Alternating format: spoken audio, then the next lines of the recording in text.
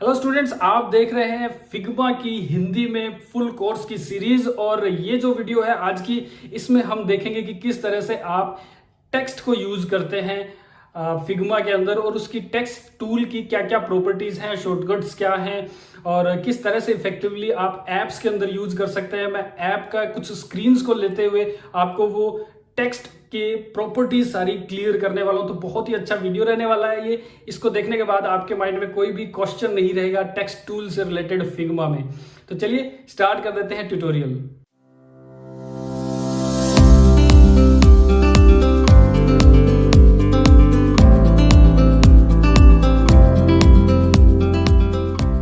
तो आज की इस वीडियो का टॉपिक, जैसा आपको पता है, ये है टेक्स्ट टूल के बारे में। और यहाँ पे इस वीडियो के अंदर मैं आपके लिए पूरी एक तरह से वर्कशीट बना ली है आपके लिए। ये डाउनलोडेबल है।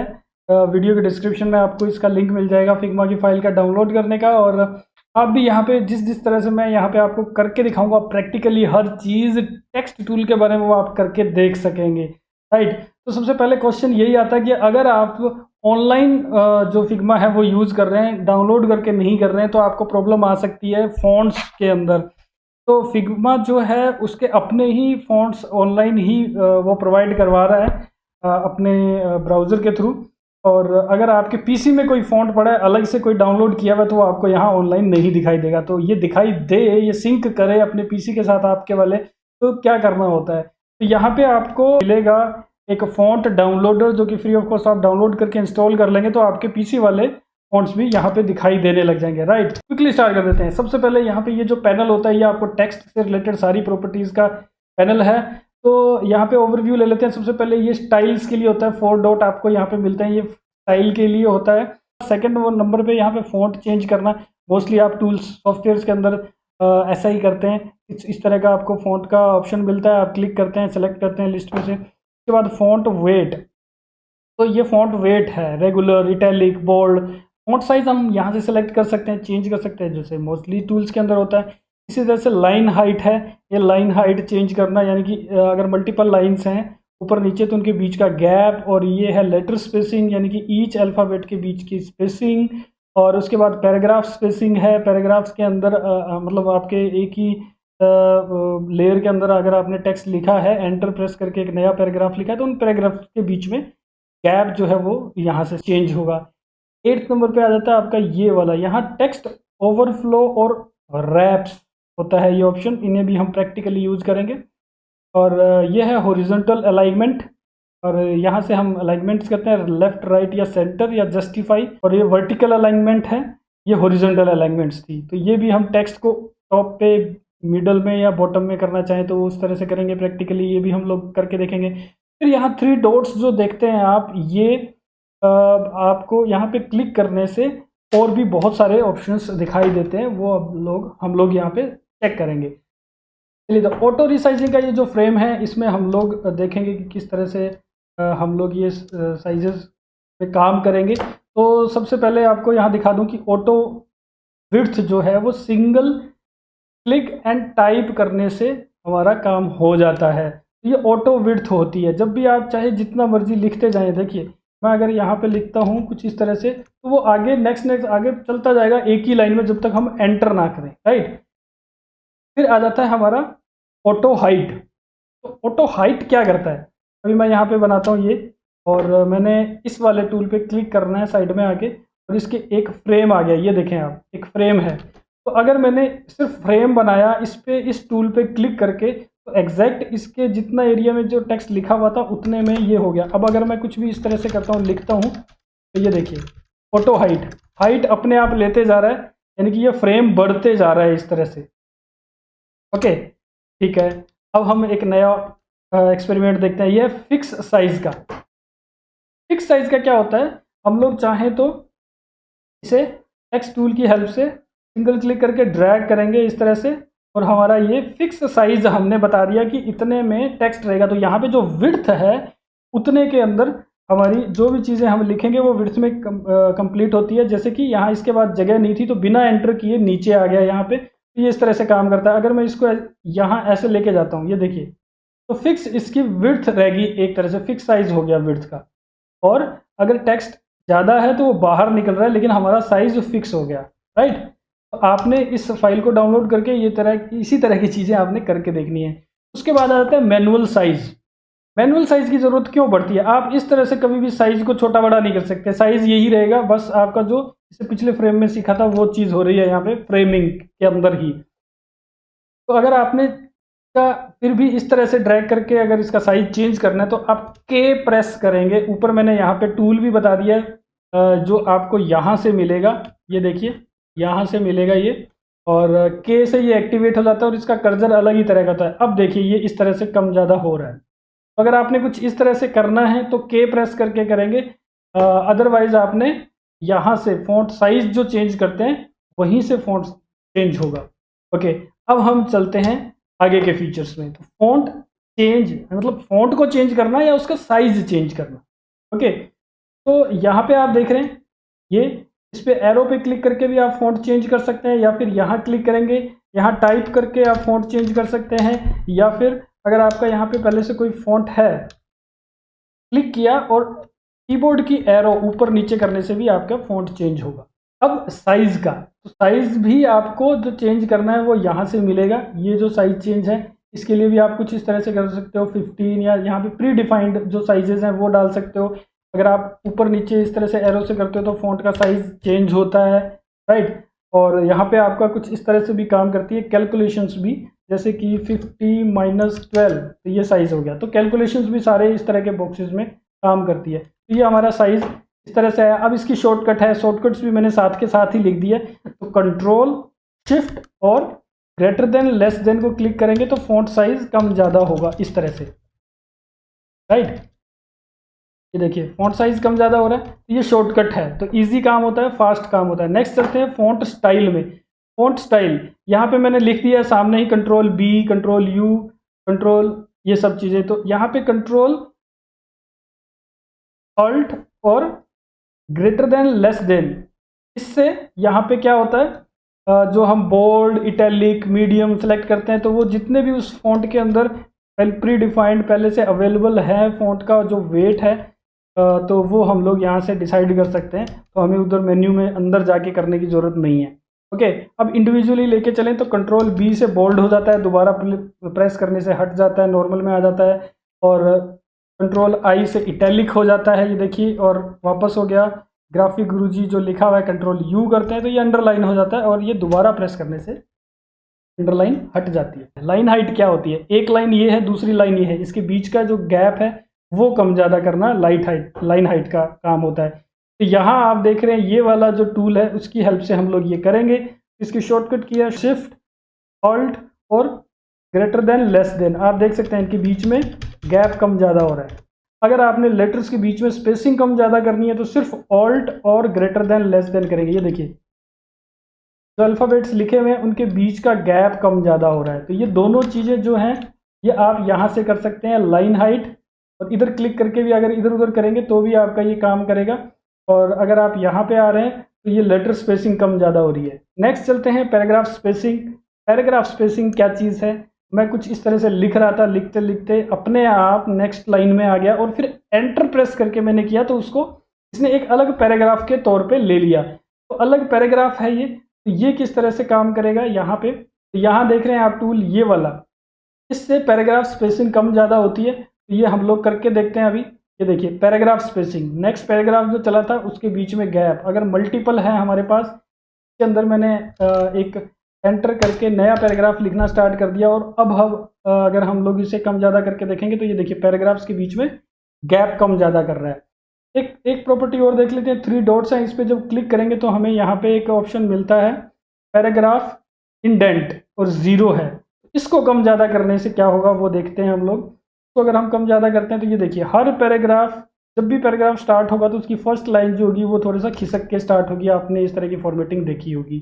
जस्टिफिकेशन, तो आप अगर टूल बार में देखते हैं जस्टिफिकेशन के लिए तो आपको यहाँ पे 3 ही ऑप्शंस दिखाई देते हैं। ये देखिए ऑल्ट और कंट्रोल और एल प्रेस करेंगे, राइट, और आर प्रेस करेंगे तो राइट साइड में आएगा, एल से लेफ्ट में आएगा, और टी से ये सेंटर में आता है, और जे से ये जस्टिफाई हो जाता है। तो जस्टिफाई में आपने देखा होगा कि ये लाइन पूरी फैल गई, इनके बीच में गैप्स ज़्यादा करते हुए, राइट। ये जस्टिफाई भी आप इस तरह से कर सकते हैं। ओके, ये शॉर्टकट्स देख लिया। फिर है वर्टिकल अलाइनमेंट, जो हमारा ऑप्शन आता है यहाँ पे वर्टिकल अलाइनमेंट, ये वाला। और वर्टिकल अलाइनमेंट्स हैं तो align top, align middle, align bottom. तो ये कैसे काम करता है, अगर आपने फ्रेम बनाया हुआ है इस तरह का और आपकी जो ऑप्शन है वो सेलेक्ट है फिक्स साइज के साथ में, तो अब आप इसमें ये अप्लाई कर सकते हैं। किस तरह से, अभी ये टॉप में है, आप देख रहे हैं नीचे गैप है, अगर आप बॉटम में मिडल में कर देते हैं तो मिडल में आ गया वर्टिकली और ये बॉटम में आ गया। तो इस तरह से ये तीन जो पोजीशन है वो चेंज करता है। तो आप ये इस तरह की अलाइनमेंट्स भी सेट कर सकते हैं, वर्टिकल अलाइनमेंट। अब हम चलते हैं नेक्स्ट, प्रॉपर्टीज़। प्रॉपर्टीज़ क्या क्या है, जैसे कि कलर चेंज करना। तो कलर चेंज करने के लिए हम लोग जैसे कि कोई भी फॉन्ट है हमारा, इसमें गए और यहाँ आप ऑप्शन देख रहे हैं ये फिल वाला, मैंने जूम किया हुआ तो थोड़ा सा आपको ब्लर दिखाई दे सकता है। तो यहाँ पे गया मैं और यहाँ पे कोई भी कलर सेलेक्ट कर सकते हैं। तो इस तरह से हम लोग इसमें कलर चेंज कर रहे हैं। अब हम जाते हैं ग्रेडियंट के अंदर। ग्रेडियंट भी हम लोग इजीली डाल सकते हैं। इसमें जाएंगे, सॉलिड की जगह हम लोग लीनियर, रेडियल, एंगुलर, ये कोई भी एक सेलेक्ट कर लेंगे और हमारे पास दो डॉट्स आ जाते हैं। इसके अकॉर्डिंग हम कलर सेलेक्ट कर लेंगे कुछ इस तरह से, और इसका कलर ग्रीन। तो आप देख पा रहे हैं अभी इसमें ग्रेडियंट आ गया है। और इसकी वैल्यूज़ को हम लोग, जो लाइन है इसको ड्रैग करके इसकी जो स्टार्टिंग और एंड पॉइंट है उसको एंगल में या स्ट्रेट में या दूर या नज़दीक कुछ इस तरह से कर सकते हैं ईजिली। उसके बाद नेक्स्ट चलते हैं स्ट्रोक का, ऐड स्ट्रोक। स्ट्रोक ऐड करना है तो स्ट्रोक ऐड कहाँ से होगा, यहाँ देख रहे हैं आप स्ट्रोक है, इस पर क्लिक किया मैंने प्लस पे, अब स्ट्रोक आ गया। ये कलर स्ट्रोक का है, ये ओपेसिटी है, इसको विजिबल देखना है, इस विजिबल इनविजिबल करना है या स्ट्रोक रिमूव करना है तो ये ऑप्शन है। उसके अलावा यहाँ पे आप उसकी मोटाई, पतली मोटा कितना हो स्ट्रोक वो कर सकते हैं। आउटसाइड, इनसाइड या सेंटर में स्ट्रोक रखना है, या कुछ और एग्जांपल्स हैं स्ट्रोक के जिसमें आप सॉलिड, डैश लाइन या कुछ इस तरह से कर सकते हो। तो स्ट्रोक का मैंने ऑलरेडी वीडियो में वैसे बताया था आपको। तो यहाँ पे हम स्ट्रोक ऐड करते हैं। इसके अंदर स्ट्रोक ऐड करते हैं, मैंने यहाँ पे क्लिक किया और अब यहाँ पे कलर सेलेक्ट कर देता हूँ। स्ट्रोक का मैंने क्या रखना है, फॉर एग्जांपल मैंने रेड रखना है और इसकी वैल्यू जो है वो बढ़ानी है कुछ इस तरह से। ये देखिए ये आउटसाइड में इसका जो स्ट्रोक है वो बढ़ रहा है, और अगर मैं आउटसाइड की जगह पे यहाँ पे इनसाइड कर देता हूँ तो ये अंदर की साइड आ गया और स्ट्रोक इतना मोटा हो गया कि वो एक्चुअली में खुद जो टेक्स्ट है वो दिखाई नहीं दे रहा। ये देखिए अब ये दिखाई दे रहा है। इसी तरह से सेंटर में भी कर सकते हैं। ये तीन ऑप्शन हमारे पास आ जाते हैं। इसके अलावा आप मोर में जाके यहाँ से सॉलिड की जगह डैश भी सेलेक्ट कर सकते हैं। ओके, ये हमारा स्ट्रोक हो गया। इसके बाद हम चलते हैं शेडोज़ में। तो टेक्स्ट में शेडोज़ कैसे लगानी है, ये मैंने टेक्स्ट सेलेक्ट किया हुआ है और शेडो का ऑप्शन जो है ये यहाँ नीचे इफ़ेक्ट्स में मिलता है।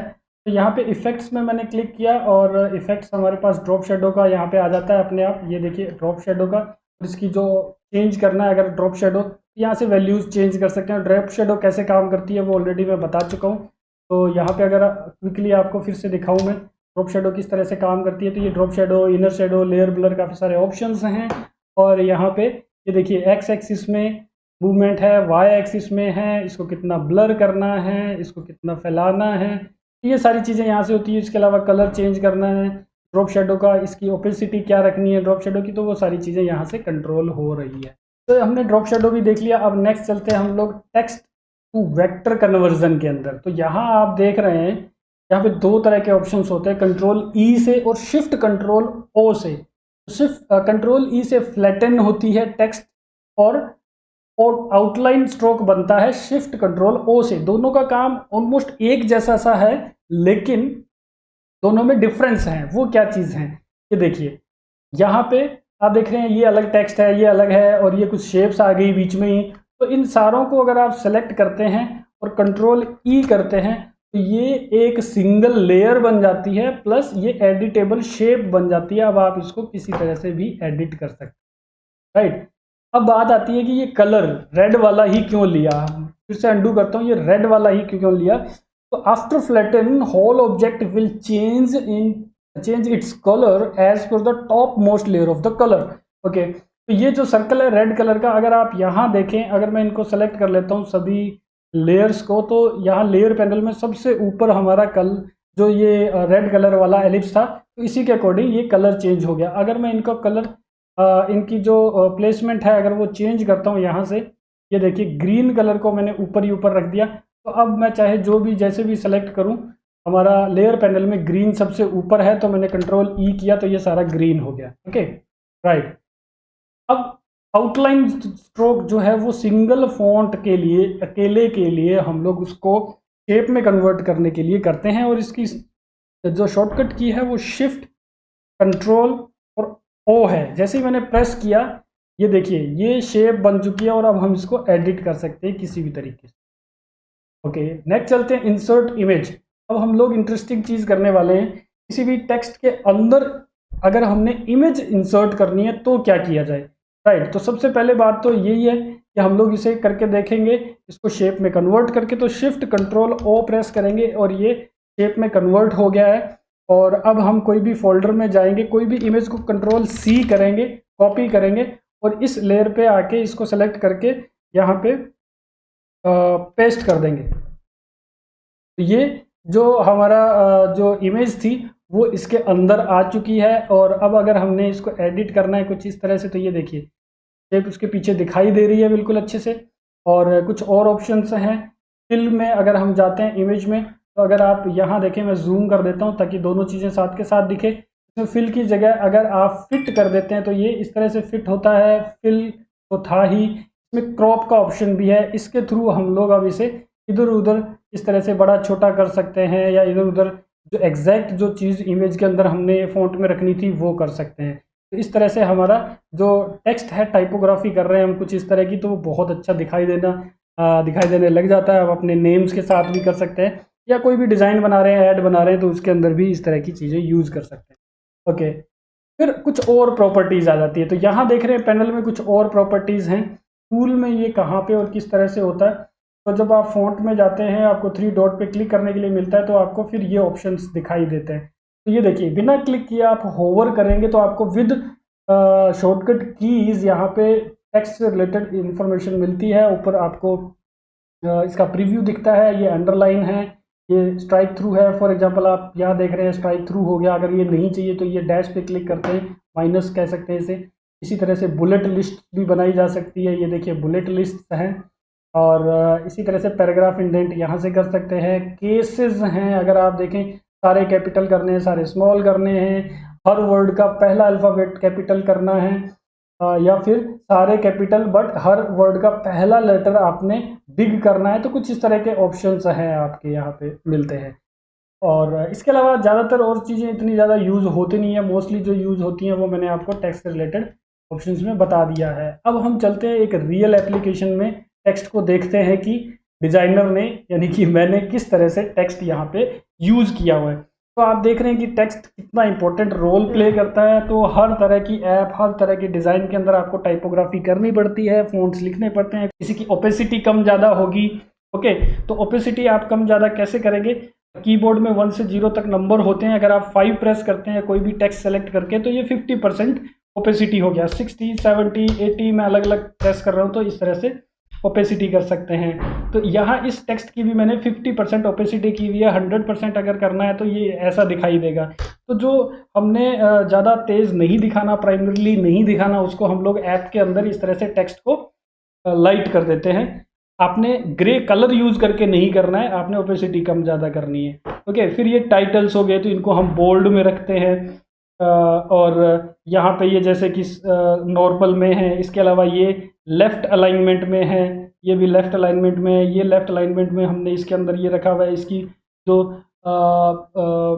जो इसकी प्रॉपर्टी है वो हमने यहाँ से देख सकते हैं क्या रखा हुआ है, ऑटो हाइट रखी हुई है। तो आपके लिए ये फाइल जो है अवेलेबल है इस वीडियो के नीचे डिस्क्रिप्शन में। आप इस फाइल के थ्रू आप भी जैसे जैसे मैंने चीज़ें करके दिखाई है आप प्रैक्टिस कर सकते हैं। ये आपकी वर्कशीट रहेगी एक तरह से। तो इसमें जो चीज़ें जैसे जैसे मैंने बताई है, इसको यूज़ करते हुए अगर आप करके देखोगे तो आप बहुत ईजिली टेक्स्ट टूल की सारी प्रॉपर्टीज़ को सीख पाओगे। तो ये बहुत ही अच्छा वे है इस तरह से वर्कशीट के साथ काम करना।